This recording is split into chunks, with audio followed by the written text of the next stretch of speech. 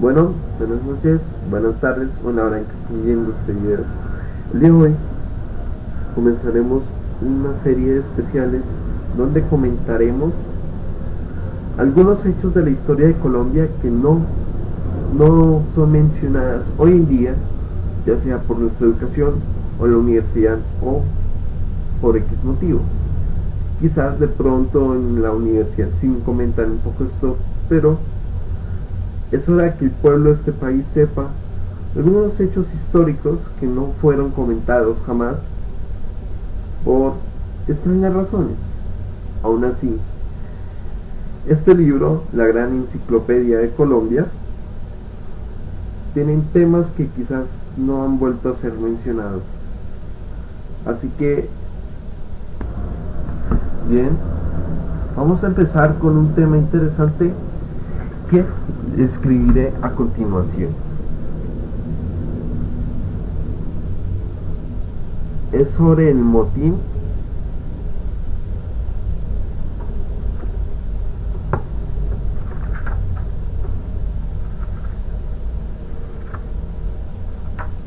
bogotano de 1893.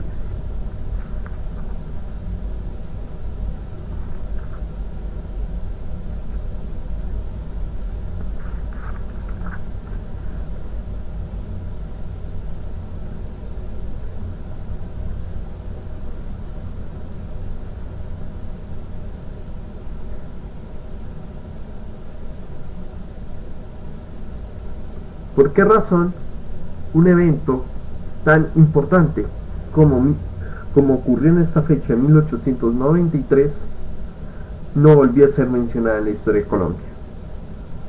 Es un hecho que incluso podría ser la razón principal por la cual hoy en día tenemos a la modernizada y, por supuesto, la razón por la que se creó la Policía Nacional, que se fundó 2 años después de este evento. En otras palabras, el 5 de noviembre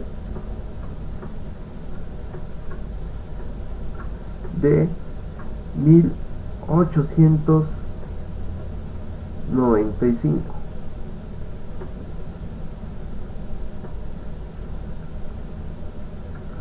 Pero antes de saber por qué ocurrió el motín, tenemos que ver también en qué época nos situábamos.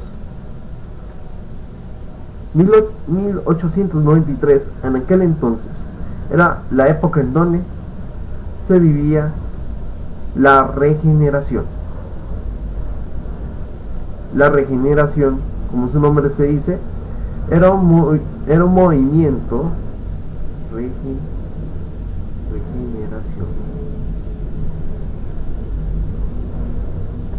Era un movimiento que pretendía recuperar los valores, un gobierno fuerte y, por supuesto, las creencias del Partido Conservador, que para disminuirlo lo llamamos el PC, Partido Conservador, y si lo añadimos otra C sería Partido Conservador Colombiano, instaurado por Rafael Núñez.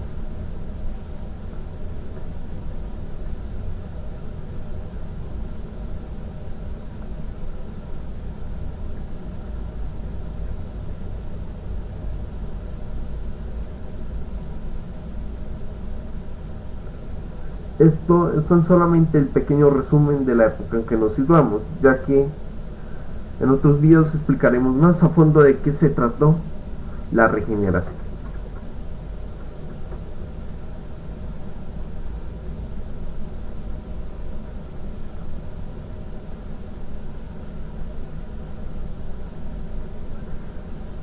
El motín bogotano fue un acontecimiento que duró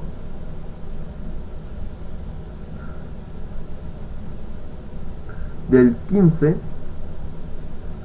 al 17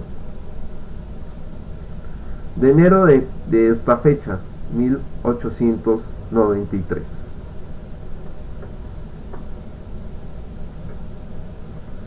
Este motín, como su nombre indica, sacudió la capital del país, Este es más o menos, este es el mapa actual de Colombia, pero nos sirve más o menos para saber más acuerdo qué ocurrió durante esta fecha. Acá en Bogotá, que lo señalaremos,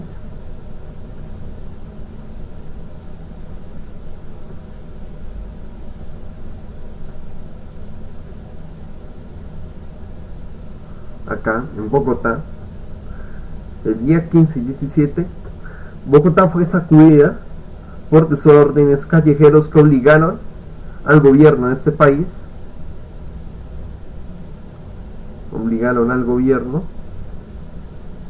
que supongo que estaba ubicada acá en el barrio de la Candelaria,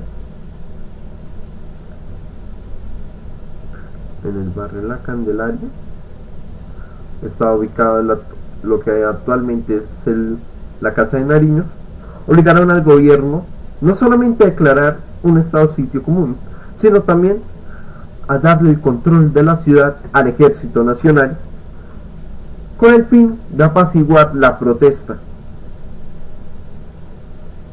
Y obviamente acá empezamos a comentar otro tipo de incidente y por supuesto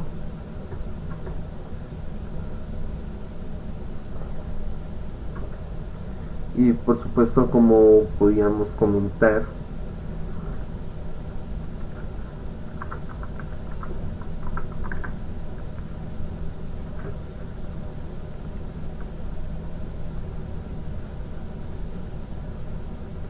también como podemos comentar, no es evento nuevo lo de los motines en Bogotá o las manifestaciones que se presentaron en la ciudad.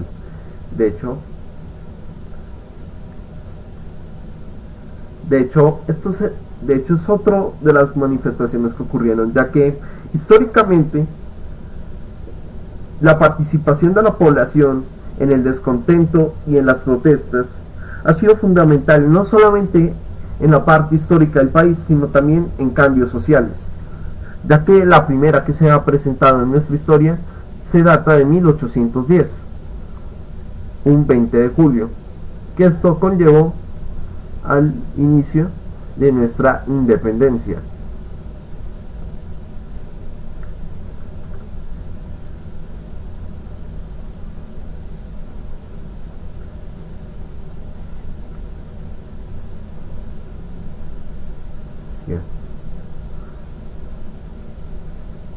Posteriormente se presentaron otros durante acontecimientos futuros, la de 1841, que era durante la Guerra de los Supremos,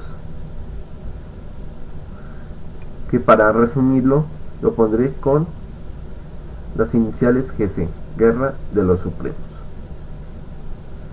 Otra se presentó en 1854, que liderado por los artesanos constituyeron la presidencia, o la que otros historiadores han llevado a la mal llamada dictadura de Melo,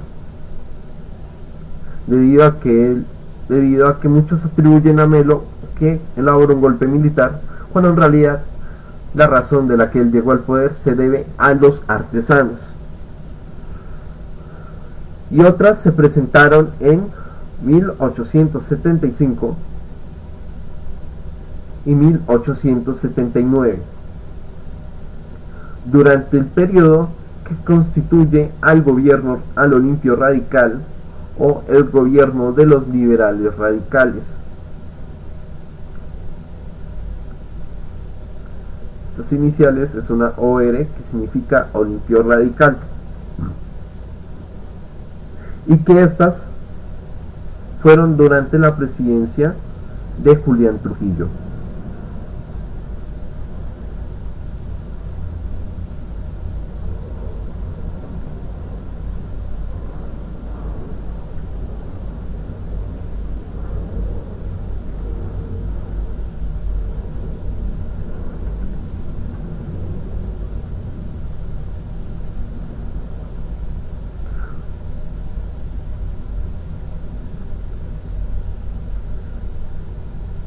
Ya sabiendo los contextos que conllevaron a la manifestación y el resumen general de las antecedentes, empecemos de una vez cómo ocurrió el acontecimiento. O sea, empecemos con el inicio.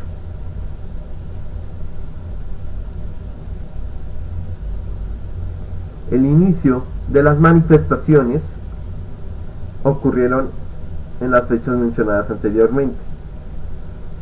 En 1893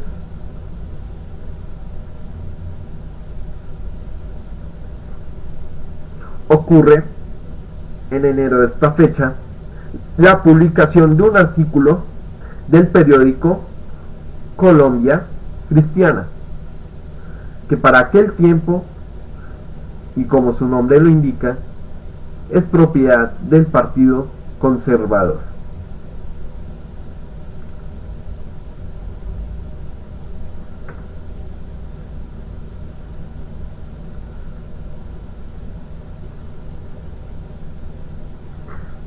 Acá le ponemos de lápiz azul debido a que este color representa el Partido Conservador. De acá se deriva, en este artículo se menciona una serie escrito por Ignacio Gutiérrez Izaza y cuyo título se llama La mendicidad.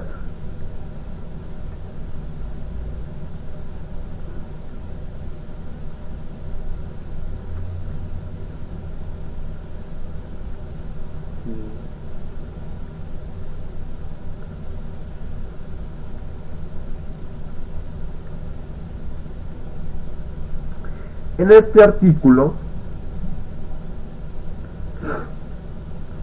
el autor describe las casas del inquilinato de la ciudad, o sea, los barrios pobres, los de las personas que no tienen con qué sobrevivir, sino con el mínimo, que en aquel entonces era menos de $1. Acá menciona el autor la desnutrición, el hambre, los vicios, los pecados de los artesanos y sus familias. O sea, en otras palabras, es un mensaje más o menos de desprestigio. E incluso opina de la vida miserable de aquellas personas no era producto de la escasez del trabajo, o sea, en otras palabras, de las condiciones laborales, ni de los bajos salarios. Incluso llega a argumentar que la causa de todos estos problemas se debe a los vicios de las personas. O sea que la culpa de esto se debe no en sí a las condiciones laborales o en sí a los problemas laborales, sino a esta palabra que este hombre incluye, vicios. Es acá que después de esto también menciona otro problema que sí tiene algo de sentido, y es la falta de previsión y ahorro. Al final del artículo, el hombre propone que la solución a este problema es la reglamentación de... Acá la solución tampoco es buena. Según para el autor del artículo, la solución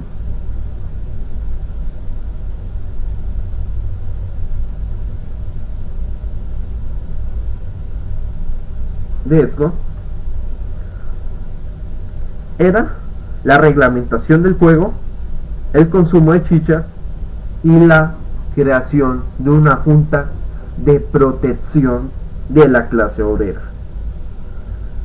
Acá se presentan los puntos importantes de la solución según este artículo, y es reglamentación del juego, o sea, apuestas, supongo.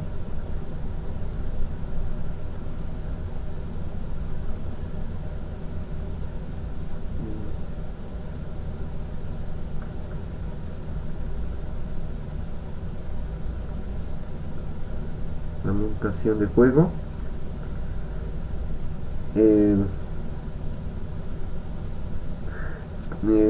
consumo de chicha, según dicen ellos, chicha, que era la bebida fermentada antigua del país, y una junta protectora,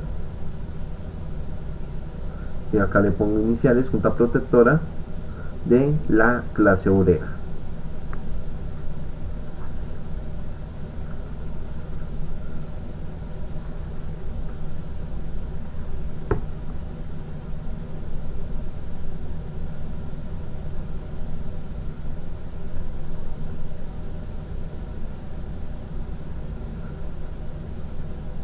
Después de todo este artículo, ¿saben qué es lo que pasó? Ocurrió lo que ocurrió. Y es que tras este artículo de Colombia Cristiana, ocurre lo que muchos temían que ocurriera, y era que las ofensas de estas personas conllevó al descontento general de la población bogotana. Estas ofensas causadas por el artículo tuvieron el poder de generar desórdenes públicos debido a la inconformidad que vivían los ciudadanos de Bogotá y la difícil situación de ellos en la ciudad. Según un análisis de un destacado artesano que era leal al gobierno, o sea, al Partido Conservador, dijo lo siguiente: muchos creen que la causa del motín no fue otra que el artículo incierto de Colombia Cristiana. Error, no se le batan 4 o 5 mil hombres con niños y mujeres sin previo acuerdo, solo por una publicación que no todos habían leído. Es preciso que hayan otros motivos para la aglomeración. ¿Cómo se aglomera el combustible antes de ponerle fuego? Lo que quiere decir es que de pronto la excusa de lo que puso el periódico Colombia Cristiana sobre los artesanos y la población marginada no era el verdadero motivo, sino más bien una excusa para convocar las manifestaciones de aquel tiempo, de 1893. Otros, en cambio, decían que otras razones por la del desorden y el motín de 1893 se provenía del descontento de las medidas económicas que había causado la regeneración. Recordemos que en esta época aún conseguía la regeneración.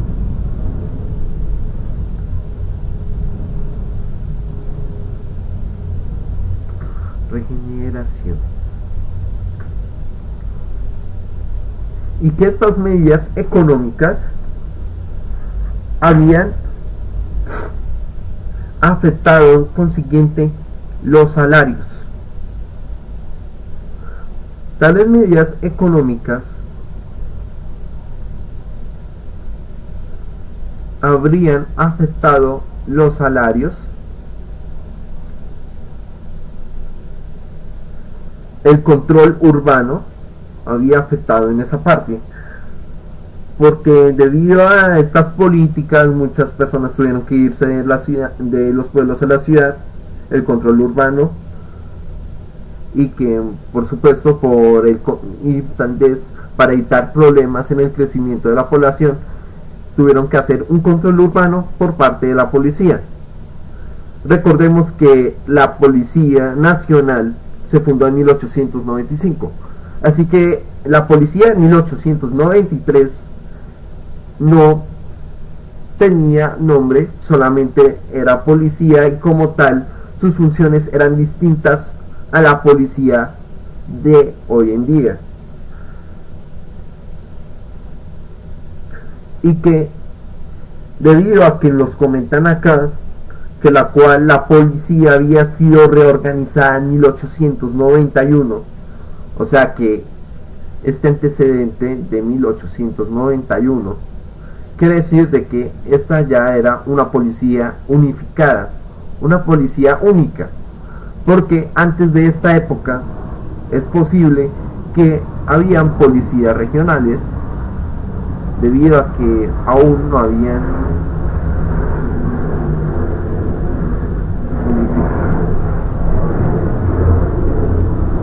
o lo que podemos llamar la policía central,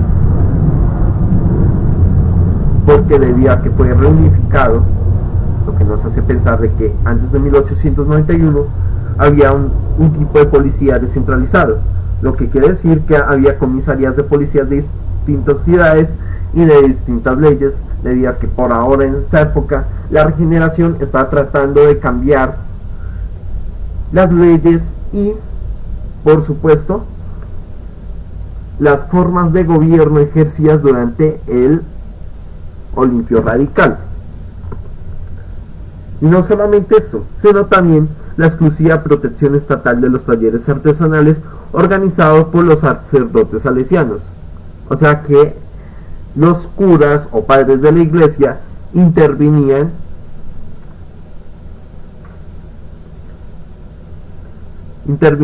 no solo acá. No quiere decir que la iglesia en aquel entonces no solamente intervenía en la economía, sino también en el Estado.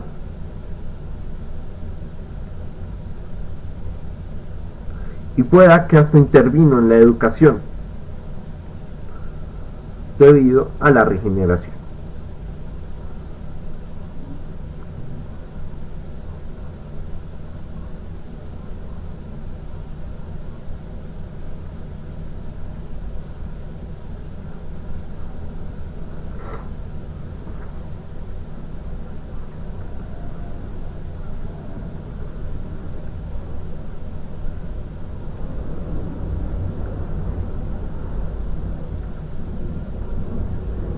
En esta parte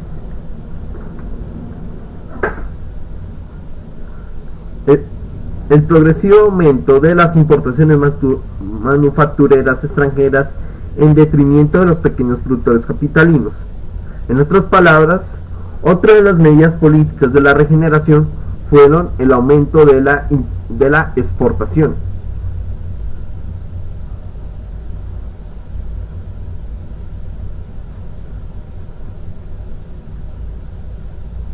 Que para resumirlo y no ser muy largo le pongo la palabra expo,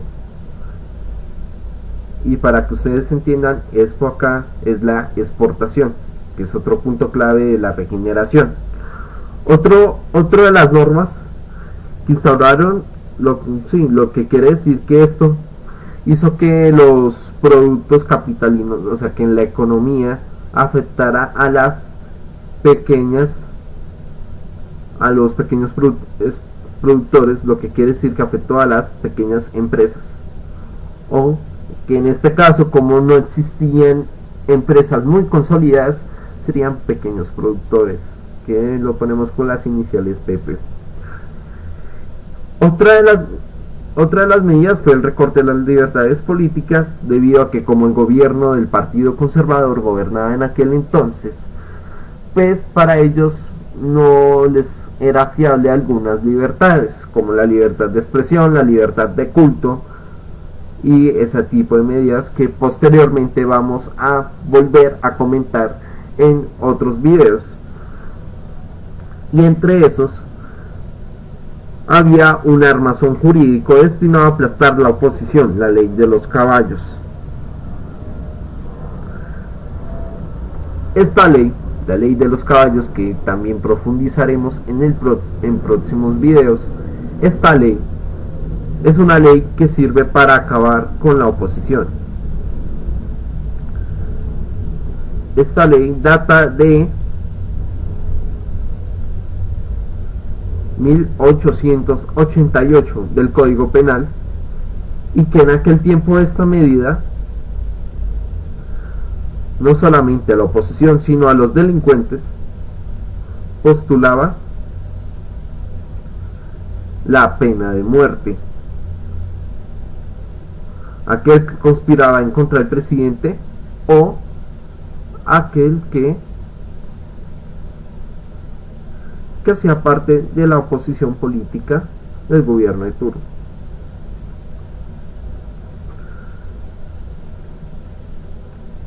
Posteriormente, sobre la pobreza, de muchos pensaban en la ostentación de la élite bogotana, que se beneficiaba por la primera bonanza cafetera, O sea, nos quiere decir que no todos tenían problemas. De hecho, también habían quienes se beneficiaban de este tipo de cosas y era la élite, en otras palabras, los mismos de siempre. La élite gozaba de estos beneficios porque ellos no tienen problemas con respecto a esas medidas políticas, ya que eso les terminaba beneficiando, y más las exportaciones, porque de esa manera ellos aprovecharon los beneficios de la bonanza cafetera. Recordemos que a medida de finales del siglo XIX, el país comienza a tener beneficios económicos, principalmente por el café. Por esto la bonanza cafetera.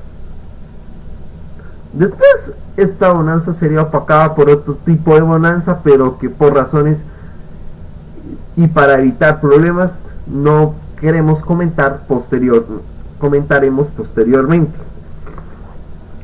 Mientras se construían pomposos edificios públicos y por supuesto los privados, o sea, la construcción y la expansión de las ciudades,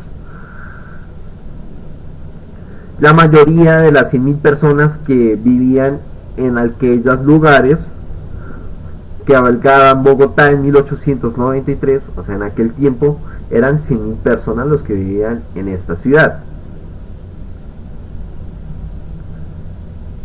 Debían conformarse a vivir en condiciones de marginalidad y en lugares aledaños a la ciudad, o sea, en los cerros de la ciudad. Ya sabiendo todos estos antecedentes, o al menos parte de otras razones de la que ocurrió el motín, vamos a ver qué es lo que ocurrió con el comentado motín de 1893. Los desórdenes que provocaron el 15 y 16 de enero, esperen, borro todo.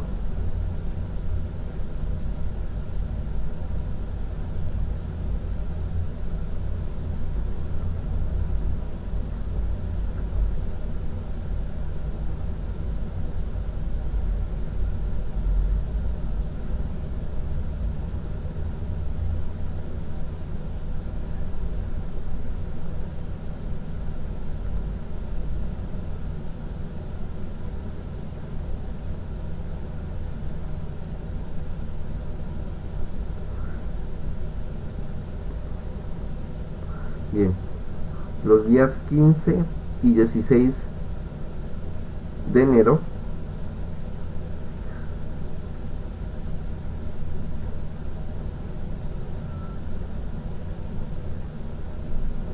de 1893 fueron atacadas a piedra las casas de Ignacio Gutiérrez Izaza, que, o sea, la persona que escribió el artículo, el alcalde Ignacio Cuaya y del ministro de gobierno,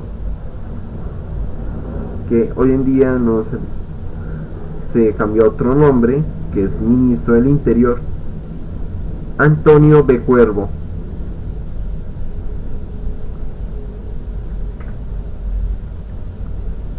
Antonio B. Cuervo, aunque esta vez me quedó como a medias, entonces ahí está mejor. Antonio B. Cuervo, momentáneamente la primera autoridad ante la ausencia del vicepresidente Miguel Antonio Caro, creador de la Constitución de 1886, lo que quiere situar que en aquel tiempo, en 1893, el presidente de la República en aquel momento no era más y nada menos que el comentadísimo Rafael Núñez. Acá vamos a buscar Rafael Núñez.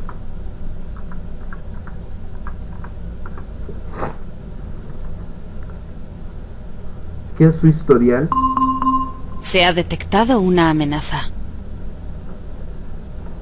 Que para aquel tiempo fue el quinto fue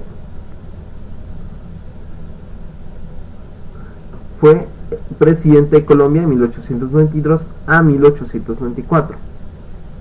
Lo que quiere decir que en aquel tiempo de los motines de Bogotá, él estaba presente.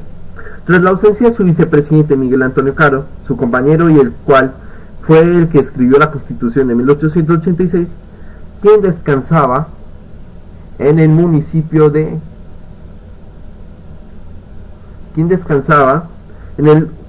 la localidad de Ubaqué, que hoy en día es este municipio. Espérenlo.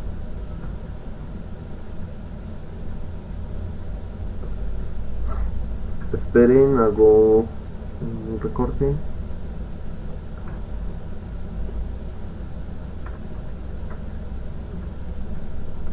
Aquí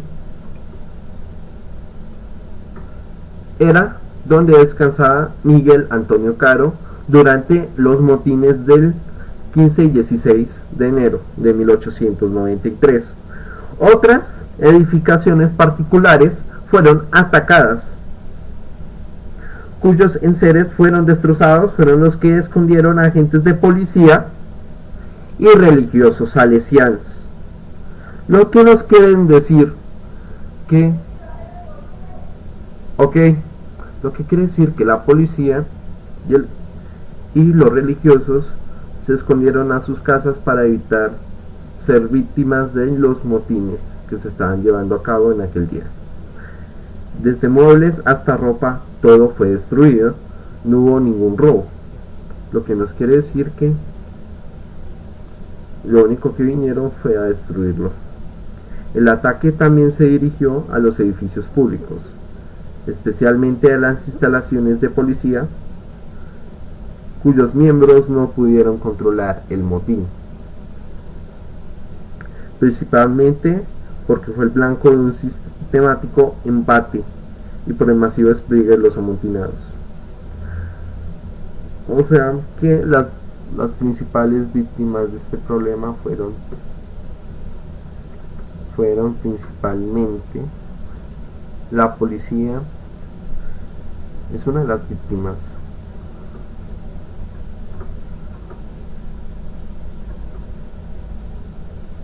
Que más tarde escribiremos en total las víctimas. Por ahora, lo que ocurrió en los primeros días 15 y 16 de enero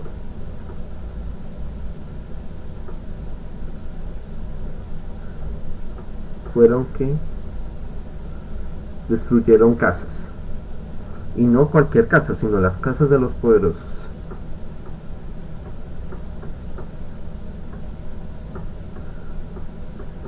Esto fue lo que esto es parte del motín, destruir.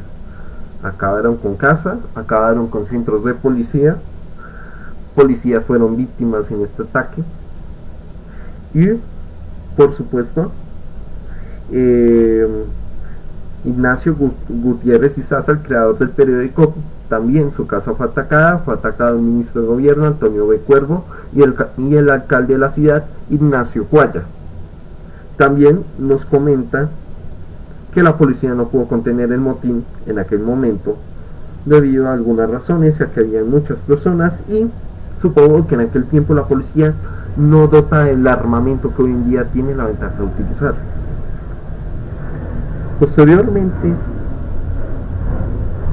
los 484 unidades, acá nos comentan de este día, 484 unidades de policía eran los que estaban en aquel momento del motín.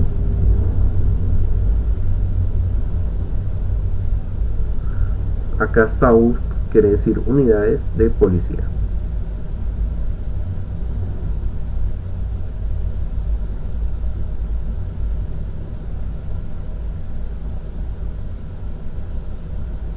Estas personas, que son 484 unidades de policía, contaban en aquel tiempo como parte de la policía de la ciudad en 1893, en la cual estaban divididos en 6 circunscripciones, cuyos centros territoriales operaban comisarías. O sea, se dividían en 6 grupos por así decirlo,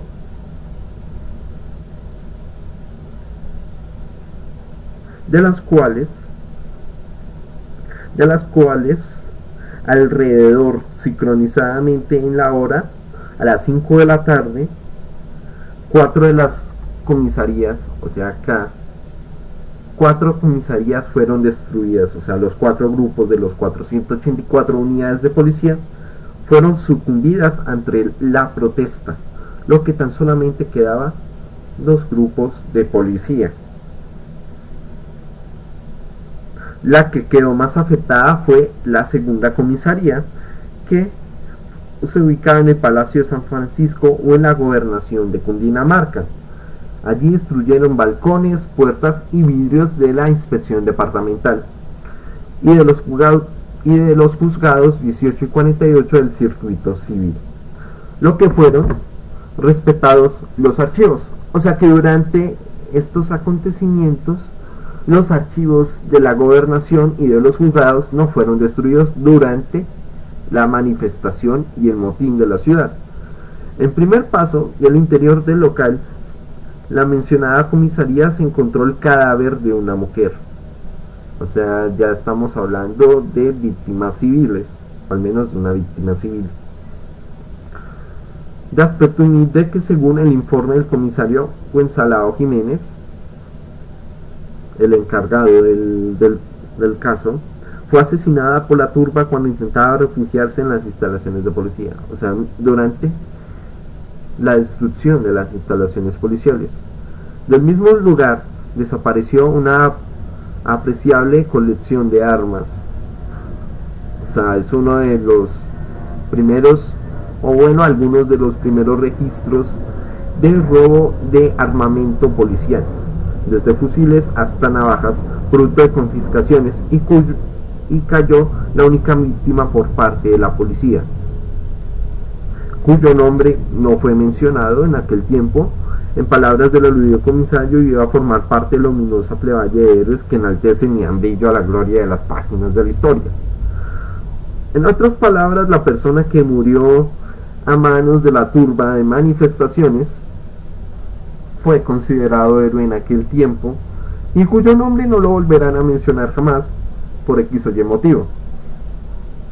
Pero eso sí, según estos lo enaltecieron como héroe, pero no sabemos hoy en día quién es. Tampoco resistieron el asedio los policías de la comisaría tercera, o sea, la tercera fue destruida en la calle 24 carrera séptima, la cuarta que queda en Las Aguas.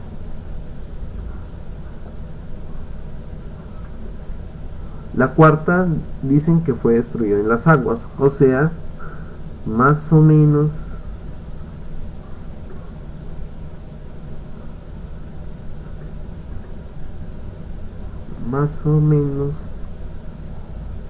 por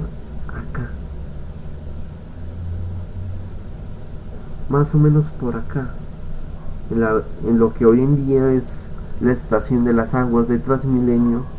Fue acá donde ocurrió la destrucción de la cuarta comisaría. La quinta, la de Barrio Santa Bárbara, en las que igualmente quedaron despedazados los muebles, cortaron las líneas telefónicas, destruido los archivos que registraban los crímenes y contravenciones cotidianas, o sea, los acontecimientos que mencionaban los policías y los arrestos. No nos parecen verosímiles las posteriores reclamaciones de varios agentes del Tesoro Nacional, o sea, miembros del gobierno, para que repusieran las supuestas pérdidas de dinero y otros efectos, por cuanto en una de las comisarías y en las casas atacadas fueron encontrados bienes y hasta pedazos de objetos, que algunos de ellos eran armas, que según los informes policiales estaban perdidos.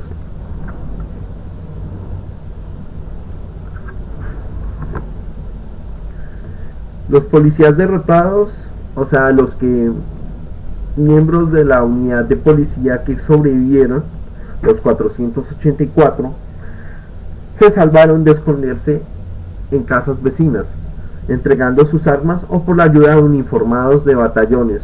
O sea que es acá cuando empiezan a recibir la ayuda del ejército, que solamente en las horas de la noche asumieron el control de la ciudad. O sea, los batallones y la artillería asumieron a partir de la noche del 16 de enero, empezaron a asumir. O sea que a partir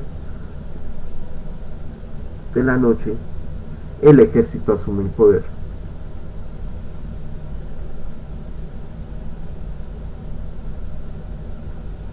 Acá en estas iniciales, Ejército Nacional asume el poder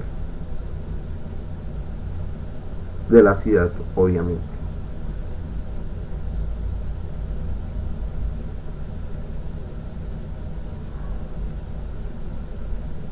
Uy, no, esto está mal.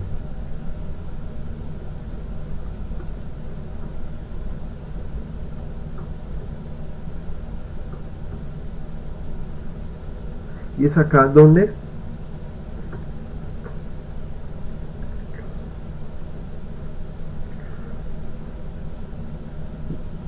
Donde durante el día 17, o sea, el último día de la manifestación de 1893,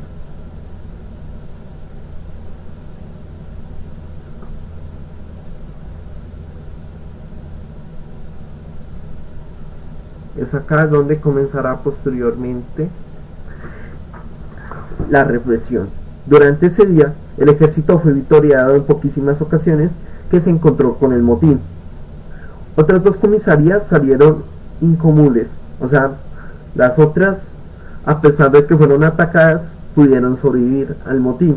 La primera se encuentra en San Victorino, que no fue atacada, y la sexta en Chapinero, que se localizaba en un extremo de la ciudad y fuera del alcance del motín. La Dirección General de Policía, que ocupaba un edificio de la calle 10, entre carreras 10ª y 11, soportó una primera embestida en las primeras horas de la tarde y otra más o menos al tiempo de las arremetadas contra las comisarías, el local fue situado por una masa apreciable debido a que justo al frente se hallaba la plaza de mercado. Las piedras llovieron a granel. En otras palabras, al encontrarse entre las carreras 10ª y 11, esperen, ubicamos bien.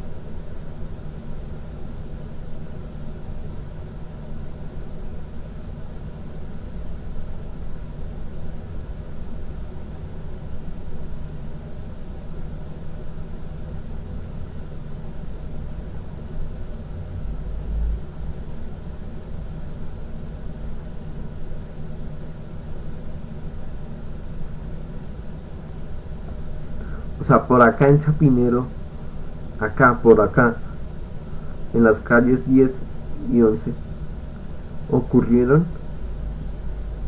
el encuentro del ejército contra los amotinados. Y fue acá donde llovieron piedras, literalmente hablando, obligando a la policía a cerrar puertas y ventanas para protegerse. Ante ello, la multitud se animó arreciando, pero la sorpresa fue mayúscula cuando intempestivamente, o sea, el director de la policía, Marcelino Wilber, dio la orden de disparar.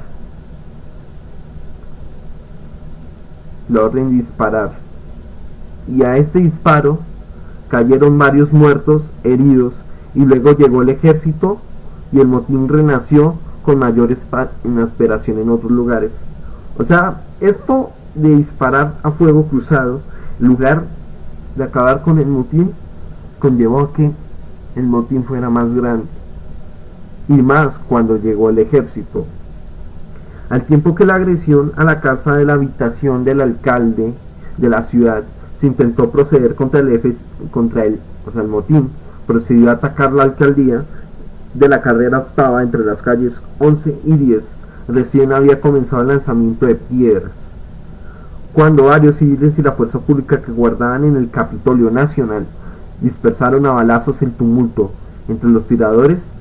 O sea, entre los que estaban disparando se encontraba el que en el futuro fuera presidente durante la hegemonía la hegemonía conservadora era José Vicente Concha.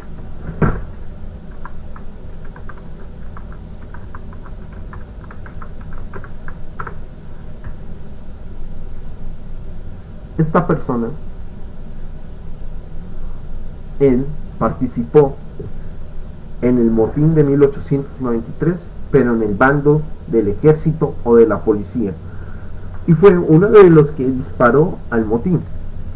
Sin embargo, el grupo apenas retrocedió hasta la esquina de la catedral primada,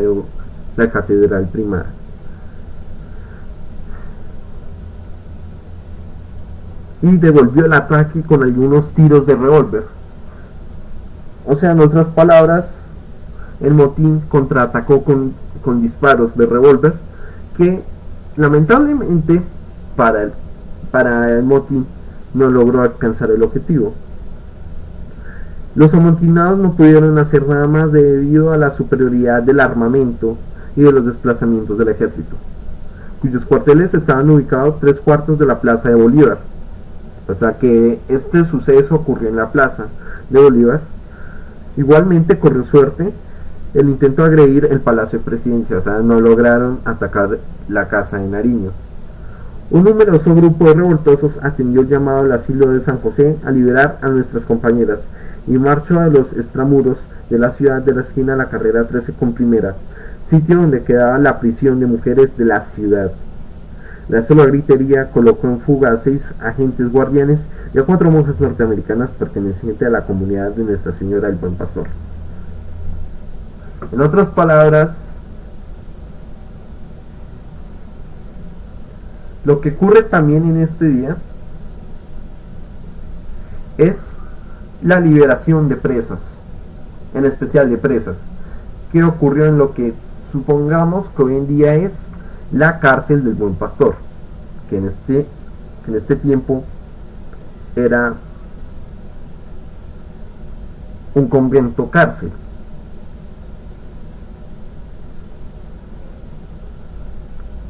Y acá las puertas se abrieron y en par quedaron en libertad 200 mujeres, o sea, 200 mujeres prófugas de la justicia fueron liberadas durante los motines. 200 mujeres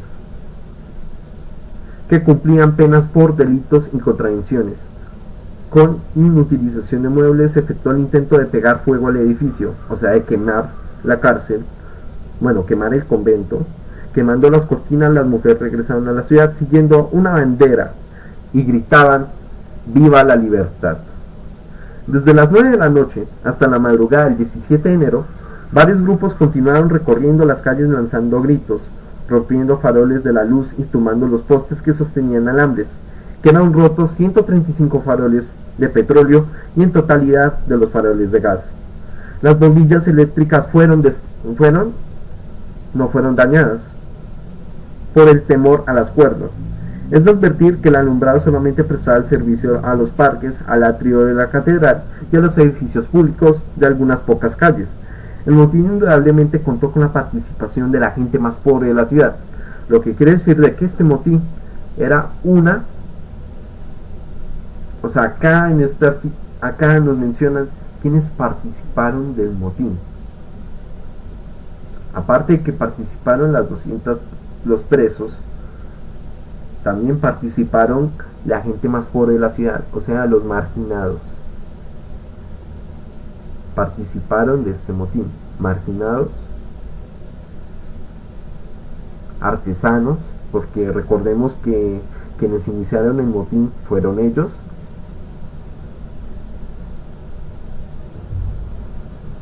Artesanos.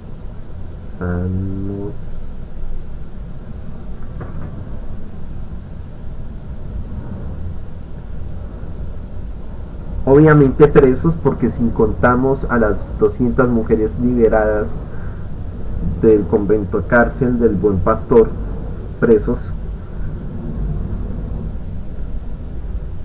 desconocidos, a quienes se autoclasificaban de los vivideros del mercado, o sea, los marginados, trabajadores de construcción, o sea, acá En esta manifestación también participaron los obreros. Del motín participaron obreros.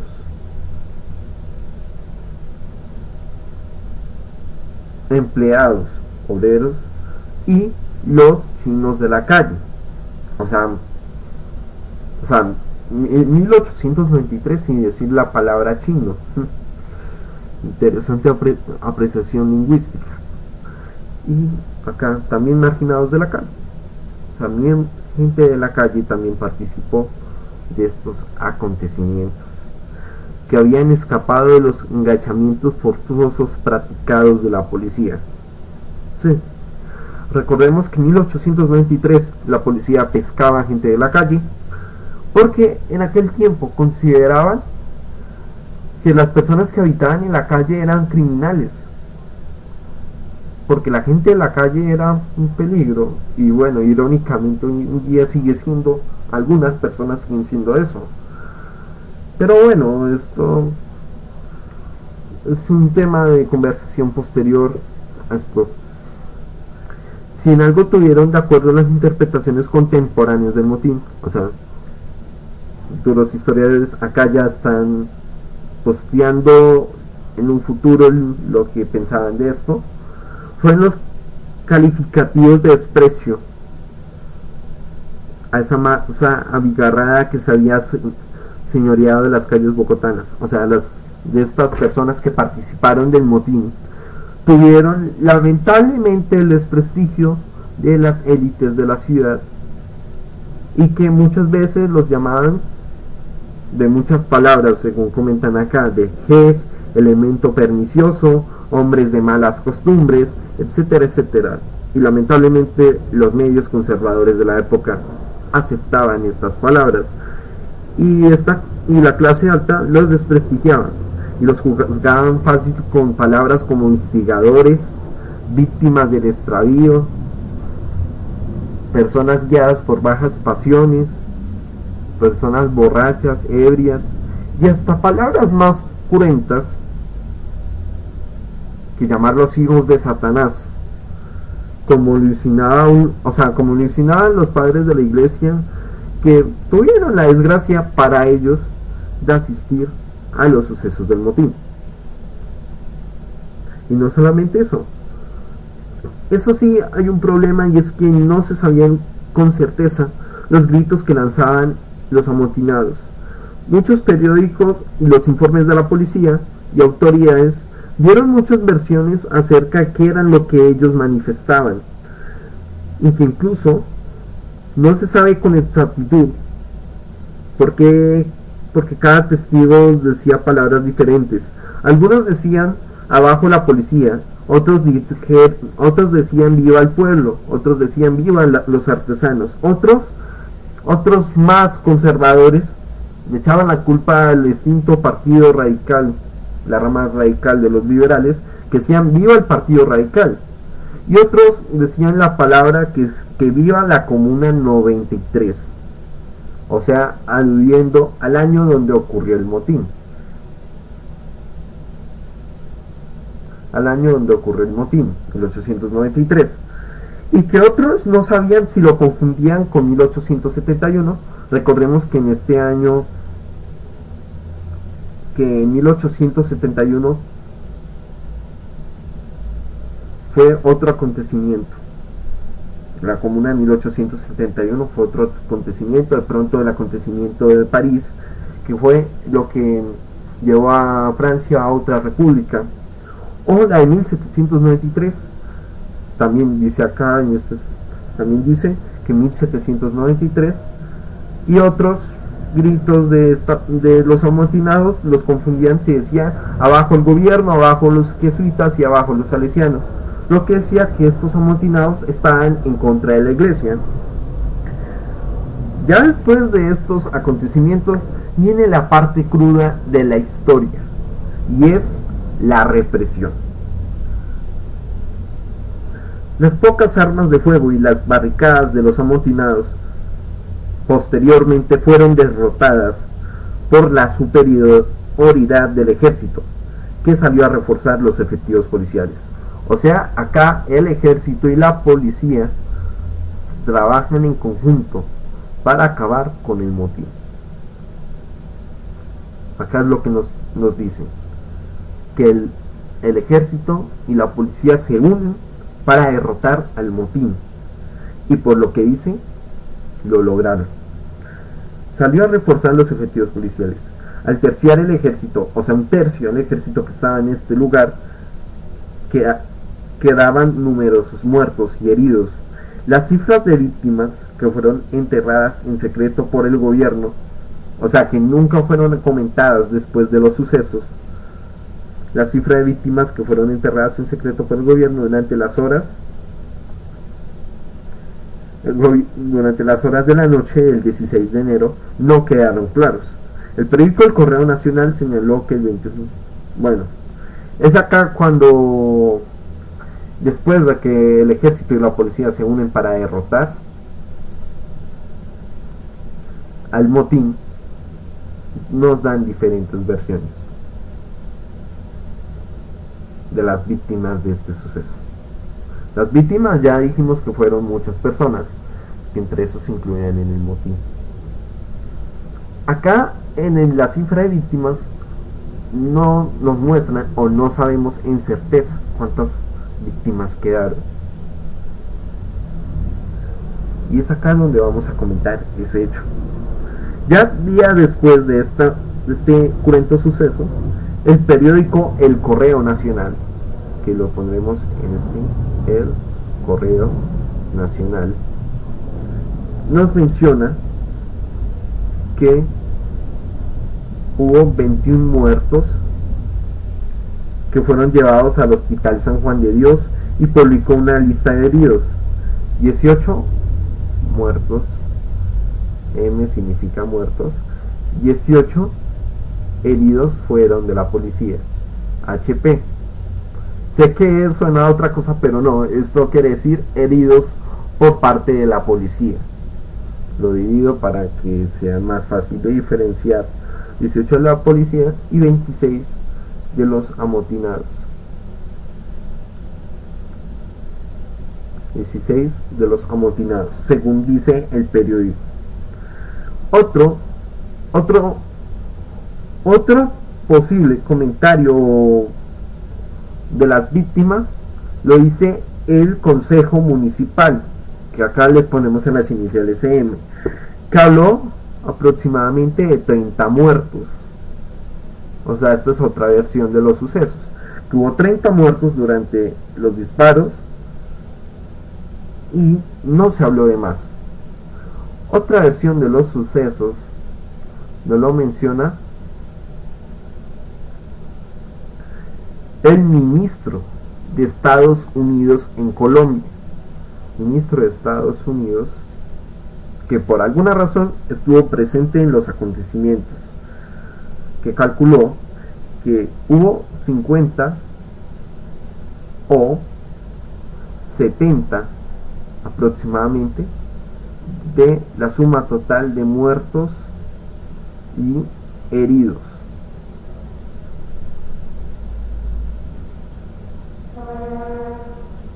O sea, eso es lo que nos comenta el ministro de Estados Unidos en Colombia, que durante estos motines hubo entre 50 a 75 personas muertas o heridas. El Progreso, o sea, el periódico El Progreso de Nueva York, en iniciales EP, nos comenta que aproximadamente hubo 150 que, según ellos dijo, quedaron fuera de combate.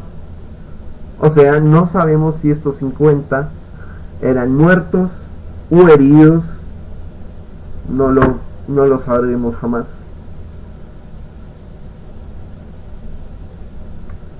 Y por supuesto,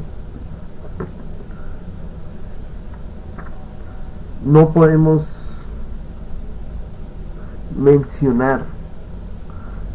terminar este video sin mencionar las consecuencias que conllevó las manifestaciones de el motín bogotano de 1893.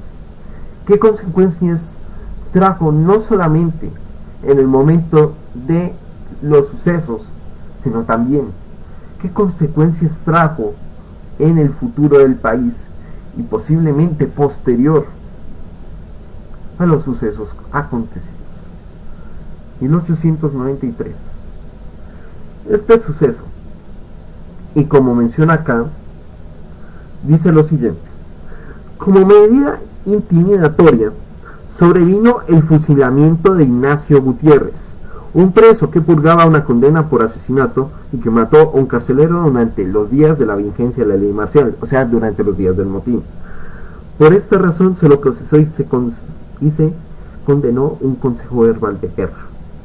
Recordemos que como en aquel tiempo era la regeneración, habían algunos juicios que no eran precisamente dados por la rama judicial, sino por la rama ejecutiva, y quienes determinaban esto era el ejército, o sea, un consejo verbal de guerra. La ejecución tuvo lugar el 24 de enero en el Panóptico, o sea, el 24 de enero fue fusilado esta persona. El sacerdote que acompañó al reo al último momento explicó lo que flotaba en el carro ambientamente de la capital. Es decir, esta relación entre el motín y el acostamiento un presidiario, que no había tenido nada que ver con el mismo. O sea, lo que decía, las consecuencias que conllevó este motín, que ya cualquiera que esté amotinado o que sin tener que ver, pero que hizo algo, o sea, que aprovechó el momento durante este suceso, fueron fusilados, por así decirlo. La sociedad de Bogotá está profundamente conmovida desde hace algunos días. En casos como este, la autoridad tiene que recurrir a medidas extremas para salvar el orden social. Lo que nos quiere decir que la élite bogotana sintieron miedo de que esta masa, o sea, que el pueblo pudiera volver a amotinarse.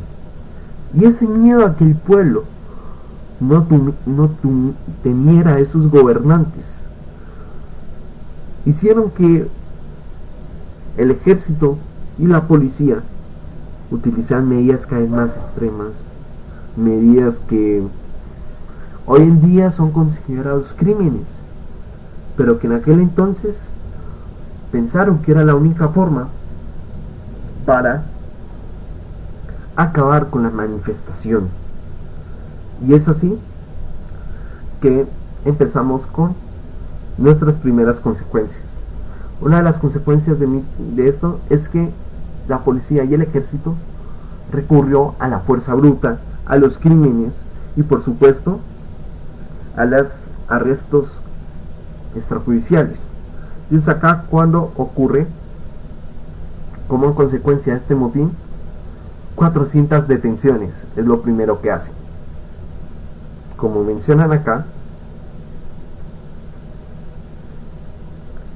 400 detenciones es lo que lleva la primera consecuencia, de las cuales la mayoría fueron irregularidades de procesos judiciales, en la cual nunca comprobaron si era cierto que estas 400 personas hayan participado realmente en un motín.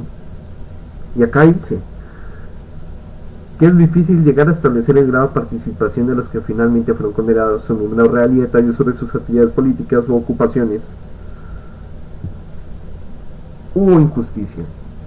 Después, la prensa liberal denunciaba que algunos no fueron aprehendidos. O sea, lo que quiere decir que los medios liberales mencionan las injusticias que estaban llevando el ejército y la policía, que muchos de estos detenidos no eran culpables, eran inocentes. Y esto dice acá, los medios liberales dicen que algunos no fueron aprehendidos dentro del motín, sino de días posteriores, o sea, no tenían nada que ver, eran chivos expiatorios, y que luego salieron deportados, sin averiguarles siquiera sus nombres. O sea, estas personas fueron deportadas, o sea, fueron exiliadas del país.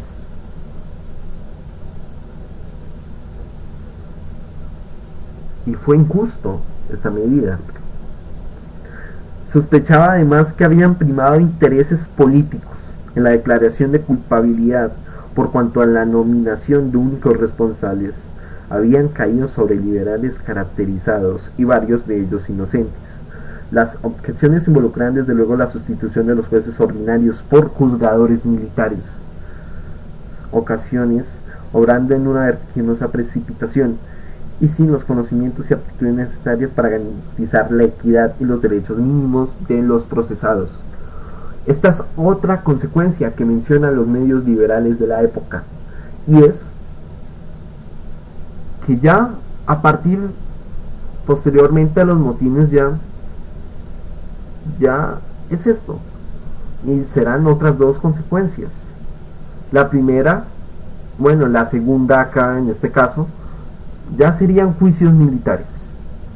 Ya supieron que estas personas detenidas y posteriormente exiliadas del país fueron juzgados por militares, lo que quiere decir que aquellas personas que no tuvieron nada que ver pero que cuya ideología era liberal terminaron siendo exiliadas, deportadas y arrestadas y juzgadas por militares, lo que quiere decir que es acá donde empieza la represión legal del Estado.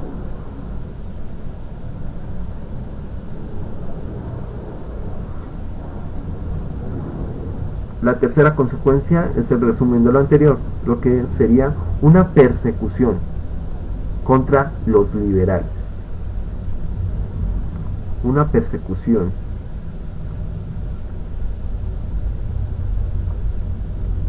Esta persecución a los liberales eran por los intereses políticos. Recuerden que en 1893 la regeneración era apoyada en gran medida por los conservadores, lo que quiere decir que el gobierno tuvo algo que ver con estas consecuencias, de que los juicios fueran militares, de que los liberales en su mayoría fueron deportados o detenidos, y ahí está la cifra de los 400 detenidos. Vamos a ver qué más consecuencias conllevó. El caso más aberrante fue el de Alfredo Greñas, un destacado dibujante bogotano, militante del Partido Liberal y editor de varios periódicos en diversas épocas. De sus publicaciones se recuerda El Posta, El Progreso, El Demócrata, El Zancudo, El Barbero, que fueron sucesivamente mutiladas o suspendidas por las caricaturas e incitativas críticas a los gobiernos regeneradores. El último de los nombrados solo llegó hasta la edición 21, el día 16 de enero de 1893. Acá está otra consecuencia, y es la censura de prensa.